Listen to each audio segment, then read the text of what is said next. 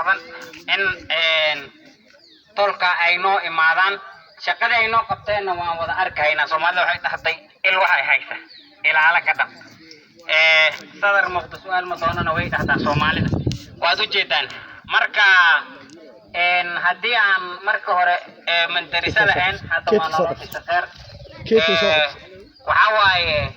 dhaay tacab cumbada ayada imaanaya mar haddii nimanka meesha ay arkeen marka hore indhahooda dhinac jireen hadday arkeen waa say u arkeen hadday dad helaan waa say u arkeen ayaga fadhiyaan kulli waan siin doonaa fursadda annaga marka waxaa la rabaa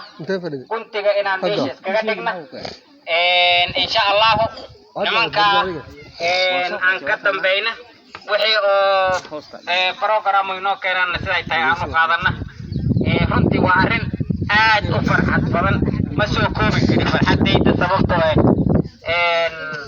waa muddo ayaan lahayn waan ma aragtay tolka nagama warqabo iyo waxba noloma qabanayo iyo sidan laakiin mashruuca asaga maanta hadaan helnay wixii kale nin dawlad ku xiran nin ma aragtay dibad jira intaba naloo taagan yahay waa sidii aan rabnay marka guddiga asaga arrinta ka soo qaatay oo wada mahad weyn baan u celinayaa mahad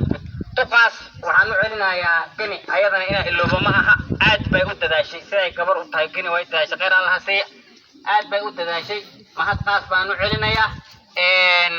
insha Allah ta'ala waxaan ku soo dhaweynayaa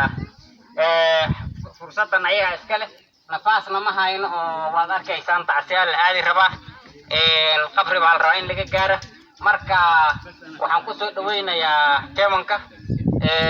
ka dambana waxaan u dareereynaa xafladda insha Allah sifa aan ku sii socono oo xarig jarka aan sameeyno loo gudbo insha Allah ta'ala qarib teeman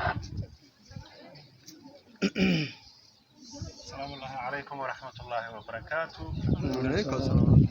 السلام يا دمانتين سادتين الله يبارك يا الله يبارك aadna waxaan ugu faraxsanahay kulankan oo noqon doona insha Allah haddii Ilaahay yiraahdo kulan sii socda oo maaragtay in badan jira insha Allah dibadda weyn maaragtay ku fikirno oo aynu isku weysiino waxa weeye jiilasha soo kacaya hadda inay helaan waxbarasho maaragtay si ay u anfacaan waalidiintood iyo caalamka islaamka iyo caalamka adduunka oo dhan marka taasi si ay noogu fududaato waa inaynu ismaqallaa isu hoggaansanaa maamulkeena iyo shacabka iyo gabdhaha intuba inay wada shaqeeyaan oo ay shaqada ogaadaan shaqada koowaad waxa weeye waa inaad Ilaahay ka cabsato Ilaahay sidoo ka cabsanaysaa inaad wixii Ilaahay uu ka reebay aad ka reebtanaato wixii Ilaahay kuu fasaxay ee is ogaanshaha ee rixnimada in aad maaragtay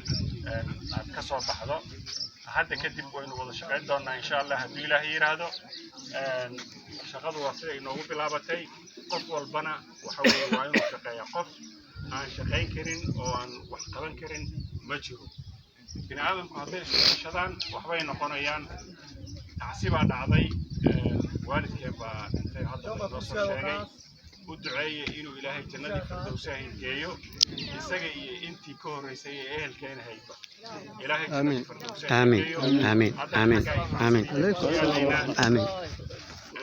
عندنا وحي نفرية إن شاء الله هدي إلهي رأيك ولكن أحمد باي نفرية والد كان نوجوين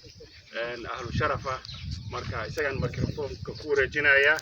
نتجينا هذا إن شاء الله بالله يرادو إلهي هاي نقوم فعو وناك هاي نسوون نمت